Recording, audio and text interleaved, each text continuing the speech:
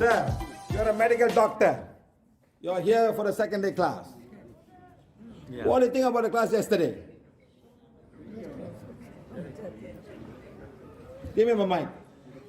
The doctor, he's learned medicine for 10 years, working for 40 years as a doctor.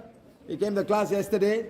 You tell me about the class yesterday. What you saw? આ સાહેબ doctor છે વર્ષોથી કાલે પહેલી વાર ક્લાસમાં આવ્યા ચાલુ છે કામ ચાલુ છે ગુજરાતી और તમને इंग्लिश જે ગુજરાતી. તમે ગુજરાતીમાં બોલો બધાને સમજાય હું સરને ઇંગ્લિશમાં સમજાવી દઉં આમાં એવું છે કે ખરેખર મેડિકલ નોલેજ ની એક મર્યાદા છે, લિમિટેશન. ઘણી બધી વસ્તુ એવી છે કે વી ડોન્ટ નો, એન્ડ એના માટે આવા લોકો છે. વી શુડ લર્ન ફ્રોમ હિમ. આપણે એની પાસેથી કંઈક જાણવું જોઈએ. આ ડાર્ક એનર્જી છે, બીજું છે આજે આપણે બધા પ્રોબ્લેમ્સ આપણને થાય છે, જે પીરિયડ પેઇનથી માંડી કમરના દુખાવા, કબજિયાત, માથાના દુખાવા, આ બધા કોમન પ્રોબ્લેમ્સ છે એ ઘણી વખત દવાથી ક્યોર થતા નથી. હું તો ડૉક્ટર છું એટલે આઈ કેન સે.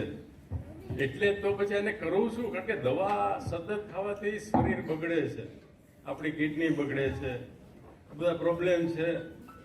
તો શું કરવું? તો એને માટે એની આ જે પીવીએચ એટલે કે હિલિંગ પ્રોસેસ છે, કાલથી હું સાંભળું છું, એ હિલિંગ પ્રોસેસથી ખરેખર આપણા આ બધા પ્રોબ્લેમ્સ દૂર થઈ શકે છે. અને કોઈ પણ જાતના ખર્ચ વગર એને જે વોન્ડ બતાવ્યું એ વોન્ડની પ્રોસેસ કરવાથી અને પ્રાર્થના પત્ર એટલે કે એફર્મેશન પહેલાં તો આપણે વાંચવા જોઈએ.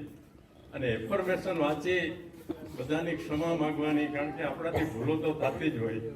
We are human being. ભૂલો થાય એટલે એને દુઃખ અપાતા હોય તો પહેલાં તો આપણે આની ક્ષમા માગવાની છે. અને જે પ્રાર્થના પત્રો અહીંથી આપવામાં આવે છે ને એ આ ક્ષમા માગવાના પત્રો છે. એ રોજ આપણે હૃદયથી વાંચીએ અને બધાને માફી આપી દઈએ. અને ત્યાર પછી ખરેખર આપણું માઇન્ડ ક્લીન થાય, ચોખ્ખું થાય. અને પછી જો આપણે હોર્નનો ઉપયોગ કરીએ ને તો ખરેખર આપણા પ્રોબ્લેમ સોલ્વ થઈ જાય. અને એ સરસ રીતે બધી કાલે વાતો થઈ અને મને ખૂબ ગમ્યું.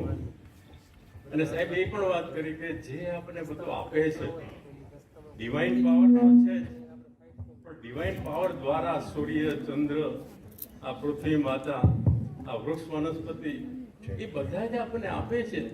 એને કારણે તો આપણે જીવી શકીએ છીએ. તો ખરેખર આપણે આ બધાનો રોજ આભાર માનવો છે. અને શક્ય બને તો વૃક્ષો વધુ વાવીએ, અન્ય રીતે બીજાને હેલ્પ કરીએ. આ બધું કરીએ તો ભગવાન રાજી થાય. અને એટલા માટે જે આ સેવા સર આ સતત ફરે છે આખી દુનિયામાં, શા માટે ફરે છે? આપણી મિઝરીઝ, આપણા દુઃખો દૂર કરવા માટે. તો ખરેખર આપણે શાંતિથી એને સાંભળીએ તો ખરેખર આપણે બધું જાણવા મળશે.